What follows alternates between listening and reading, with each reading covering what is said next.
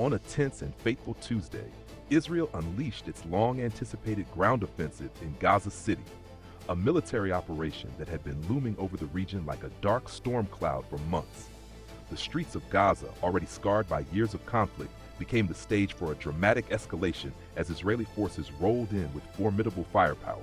Heavy tanks, their engines roaring through the pre-dawn silence, rumbled alongside an array of remote-controlled armored vehicles, each packed with high-grade explosives designed to deliver devastating blows.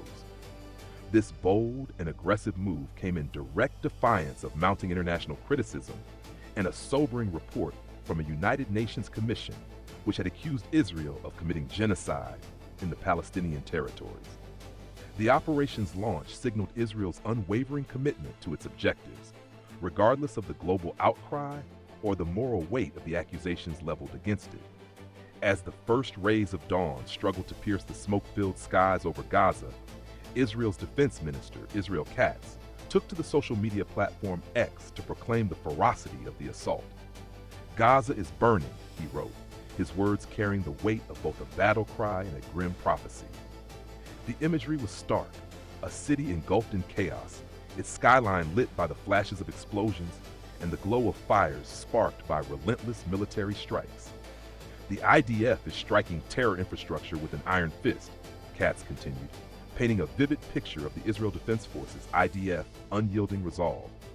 His statement was not merely a description, but a vow, an assurance that Israel would press forward with unrelenting force until its mission was complete.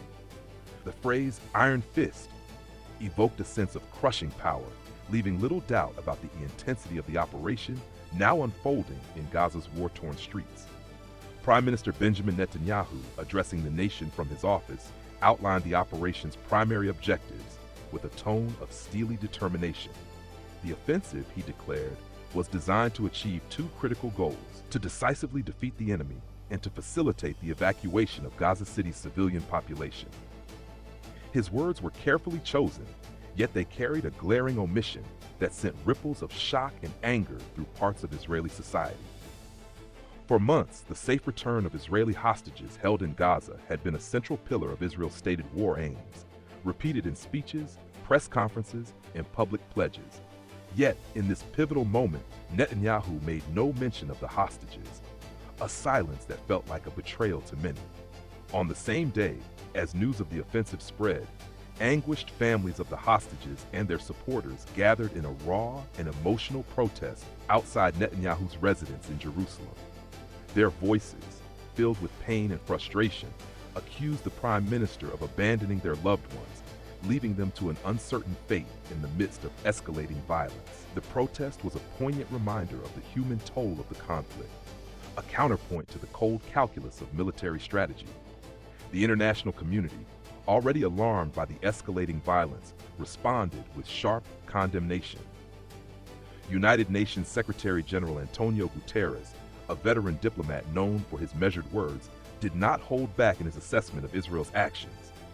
Speaking from the UN's headquarters, Guterres delivered a sobering critique, stating that it was abundantly clear that Israel had no interest in pursuing a peaceful resolution to the conflict. His words carried a weight of disappointment and urgency, reflecting the growing frustration among global leaders. "Israel is determined to see this through to the end," he said, warning that the country's refusal to engage in meaningful ceasefire negotiations would lead to dramatic consequences. Guterres' statement was not just a diplomatic rebuke, but a stark prophecy of the ripple effects that Israel's actions could have, not only for the people of Gaza, but for Israel's own future on the global stage. The consequences, he suggested, could reshape the region's fragile balance and further isolate Israel diplomatically. On the ground, the IDF executed the offensive with a calculated and methodical approach designed to maximize impact while navigating the complexities of urban warfare. Military officials revealed that 2 full divisions, thousands of highly trained soldiers equipped with advanced weaponry, were deployed in the advance toward the heart of Gaza City.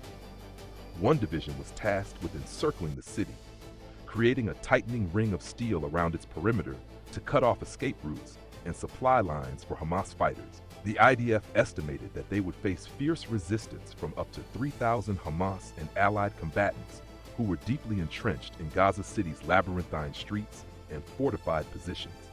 These fighters, battle-hardened and familiar with the terrain, posed a significant challenge, yet the IDF remained resolute. This is a gradual process, an IDF official explained, emphasizing the operation's deliberate pace. It's not a black and white thing. It's not about charging in recklessly. The official's words underscored the strategic patience required in such a volatile environment, where every corner could conceal danger. The offensive marked a significant escalation in Israel's campaign, with yesterday's actions representing a big step forward in ground operations, according to the IDF official. The assault was defined by a sophisticated and coordinated strategy, blending cutting-edge intelligence with the combined might of air and ground forces. Fighter jets and drones roared overhead, delivering precision strikes on key targets, while tanks and infantry units advanced cautiously through Gaza City's densely packed neighborhoods. The IDF's primary focus was Hamas's central stronghold, a network of tunnels, command centers, and weapon caches that served as the backbone of the group's control over the city. The operation aimed to dismantle this infrastructure piece by piece, eroding Hamas's ability to maintain its grip on the area. This phase is about a deliberate, step-by-step maneuver, the IDF official elaborated, describing a strategy that combined meticulous planning with overwhelming force. The goal was clear: to strike at the heart of Hamas's power while minimizing risks to Israeli forces in a battlefield fraught with uncertainty. The operation unfolded against a backdrop of immense human suffering and destruction. Gaza City, already battered by years of conflict, faced a new wave of devastation as the IDF's advance brought the war to its very doorstep.